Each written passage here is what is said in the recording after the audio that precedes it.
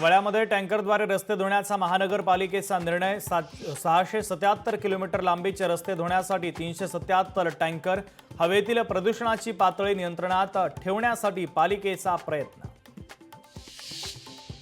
धाराशिवमध्ये अतिवृष्टी आणि पूर परिस्थितीमुळे नुकसान, दिवाळी सणाच्या निमित्तानं सजलेल्या बाजारपेठेवर परिणाम, आर्थिक अडचणींमुळे खरेदी करण्याचा उत्साह कमी। नवी मुंबईत ऑडी कारवर बसून स्टंटबाजी करणाऱ्या चालकावर गुन्हा दाखल, पोलिसांकडून 2 तरुणांवर कारवाई।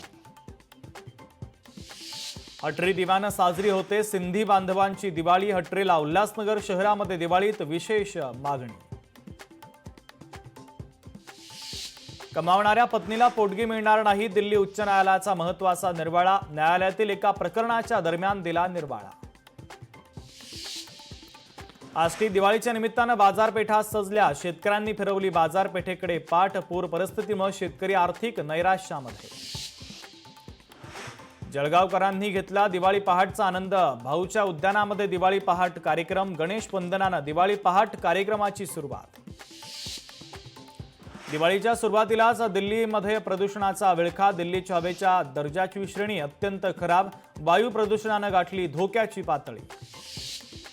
मिठी नदीवर नवा पूल उभारणार, जुना पूल पाडून नवीन पुलाची उभारणी, पूल उभारण्यासाठी 303 कोटी रुपयांचा खर्च येणार। पुणे अहिल्यानगर महामार्गावर वाहतूक कोंडी, सकाळपासून वाहनांच्या लांबच लांब रांगा, 1 किलोमीटर जाण्यासाठी 1.5 तास लागतोय, तर पुण्यात दिवाळीसाठी जाणाऱ्या नागरिकांची मोठी गर्दी।